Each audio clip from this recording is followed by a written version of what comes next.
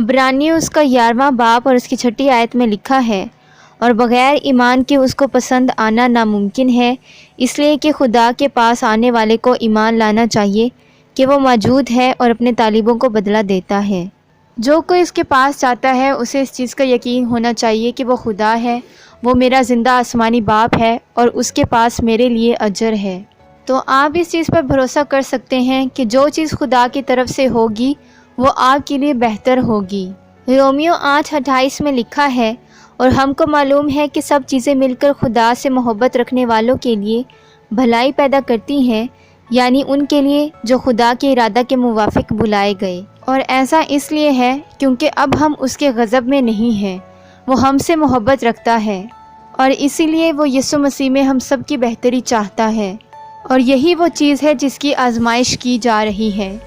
بہت سے مسیحی ایسے ہیں جب ان کی زندگی میں بہت مشکل وقت آتا ہے تو وہ روتے ہیں اور رو رو کر دعا کرتے ہیں کہ خدایا میرے ساتھ ہی ایسا کیوں، میری ہی زندگی میں ایسا کیوں ہو رہا ہے۔ اور دوسرے مسیحی ایسے ہیں جو ان لوگوں کو انکریج کرنے کے بجائے ان سے یہ کہتے ہیں کہ یہ آپ کی گناہوں کی وجہ سے ہے، آپ کی گناہوں کی وجہ سے آپ کی زندگی میں یہ دکھ آیا ہے۔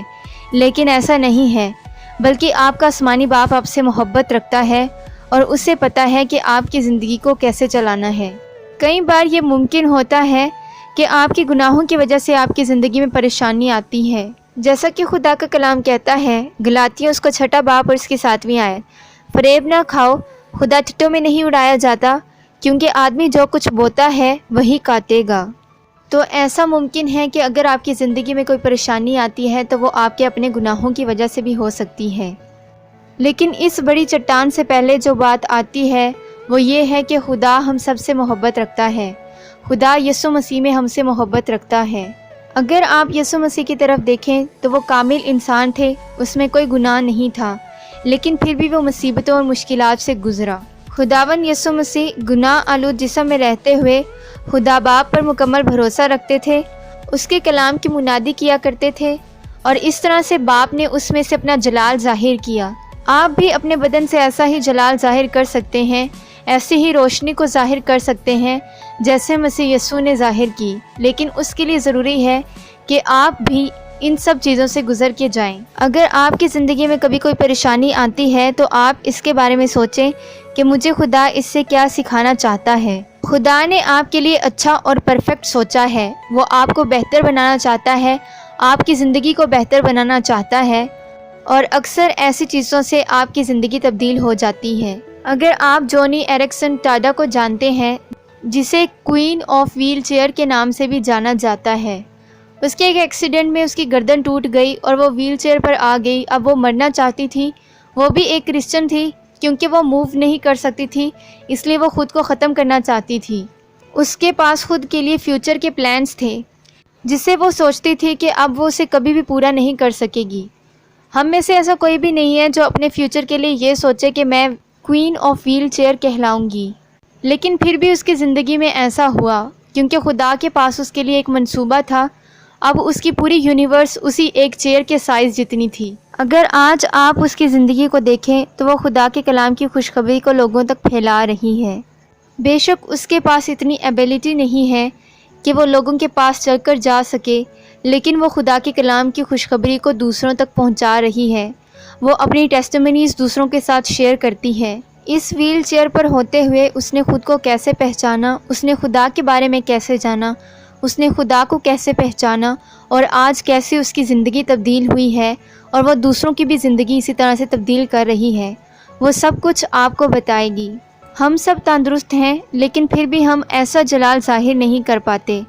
ہم خدا کے جلال کو ایسے ظاہر نہیں کر سکتے جیسے وہ کرتی ہے۔ بے شک اس کی زندگی میں مشکل وقت آیا، اب وہ ایسا کچھ نہیں کر سکتی تھی جو اس نے اپنے لیے منصوبہ باندھا تھا، لیکن وہ آج بھی اپنی گواہی سے اس چیز کو ظاہر کرتی ہے کہ خدا نے اسے کس قدر محبت رکھی۔ وہ خدا کی محبت کو اپنی گواہی سے دوسروں لوگوں تک پہنچاتی ہے۔ اگر آپ اپنے ارد گرد ایسے لوگوں کو دیکھیں جو یسوع مسیح کو نہیں جانتے تو مشکل حالت آنے پر وہ خدا کو کوسیں گے یا پھر خدا کا انکار کریں گے۔ وہ یہی سوچیں گے کہ سارے دکھ ہماری زندگی میں خدا کی طرف سے ہی آتے ہیں، خدا کی وجہ سے ہی ہم دکھی ہیں۔ لیکن جو لوگ یسوع مسیح پر مکمل بھروسہ رکھتے ہیں وہ اس کی محبت کو دیکھیں گے کیونکہ وہ ہر وقت ان کے ساتھ ہوتا ہے۔ وہ اسے جلالی کہیں گے کیونکہ وہی قدرت والا ہے۔ وہ اسے محبت سے بھرا خدا کہیں گے کیونکہ ایسے مشکل حالات میں بھی وہ ان کے ساتھ کھڑا ہے۔ اگر آپ اعمال کی کتاب اس کے 5ویں باب اور اس کی 41ویں آیت کو پڑھیں تو خدا کے کلام میں لکھا ہے، بس وہ عدالت سے اس بات پر خوش ہو کر چلے گئے کہ ہم اس نام کی خاطر بے عزت ہونے کے تو لائق ٹھہرے۔ شاگرد عدالت میں پٹوائے جانے اور اس کے نام سے بے عزت ہونے پر بھی خوش تھے کیونکہ انہیں اس پر مکمل بھروسہ تھا اور وہ اس کی محبت کو جانتے تھے۔ اگر آپ پیدائش اس کے 12ویں باب اور اس کی پہلی آیت کو پڑھیں تو خدا کے کلام میں لکھا ہے، اور خداوند نے ابراہیم سے کہا کہ تو اپنے وطن اور اپنے ناطے داروں کے بیچ سے اور اپنے باپ کے گھر سے نکل کر اس ملک میں جا جو میں تجھے دکھاؤں گا، اور میں تجھے ایک بڑی قوم بناؤں گا اور برکت دوں گا اور تیرا نام سرفراز کروں گا، سو تو باعث برکت ہو۔ آپ ابراہیم کی زندگی میں دیکھ سکتے ہیں کہ اس وقت اس نے خدا کی آواز کو سنا اور اسے اس چیز کا علم نہیں تھا کہ واقعی کیا یہ سچا خدا ہے یا اس کا وہم ہے، لیکن اس نے خدا پر ایمان رکھتے ہوئے اپنی اس زمین کو چھوڑا اور اس طرف چلا گیا جہاں خدا نے اسے گائیڈ کیا تھا۔ اور اس کا ثبوت ہمیں عبرانیوں اس کے 11ویں باب اور اس کی 8ویں آیت میں بھی ملتا ہے۔ ایمان ہی کے سبب سے ابراہیم جب بلایا گیا تو حکم مان کر اس جگہ چلا گیا جسے میراث میں لینے والا تھا، اور اگرچہ جانتا نہ تھا کہ میں کہاں جاتا ہوں تو بھی روانہ ہو گیا۔ ایمان ہی کے سبب سے ابراہیم نے ایسا کیا۔ تو ہم نے اس چیز کا ذکر خاص طور پر اس لیے کیا ہے کیونکہ ابراہیم نے اس وقت ایمان رکھتے ہوئے اپنی جگہ کو چھوڑا، اپنی میراث کو چھوڑا اور اس جگہ گیا جہاں خدا نے اسے گائیڈ کیا تھا، اور یہی ایمان اس میں بڑھتا چلا گیا۔ اور جب خدا نے اس سے کہا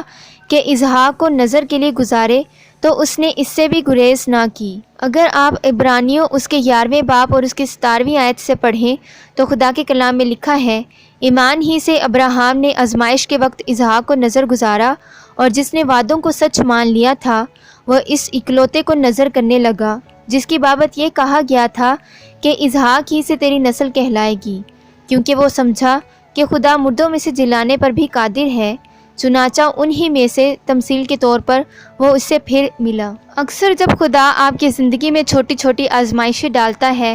تو وہ آپ کے ایمان کو بڑھانے کے لیے ہے۔ اگر آپ سونے کو دیکھیں تو وہ سب سے زیادہ آگ میں ہی چمکتا ہے، اسی طرح آپ کا ایمان بھی تبھی نکھرے گا جب آپ مشکل حالات میں بھی اسے پکارنا سیکھیں گے۔ ایک مسیحی ہوتے ہوئے آپ اپنی زندگی کو اکیلے نہیں دیکھتے، بلکہ جو لوگ آپ کے ارد گرد رہتے ہیں وہ بھی آپ کے ایکشنز کو دیکھتے ہیں۔ جیسے کہ بہت سے خادم ایسے ہیں جو یوں کہتے ہیں کہ 4 اناجیل بائبل میں دی گئی ہیں اور 5ویں انجیل آپ خود ہیں، یعنی جو پھل آپ بائبل سے حاصل کرتے ہیں آپ انہی پھلوں کا مظاہرہ کریں گے۔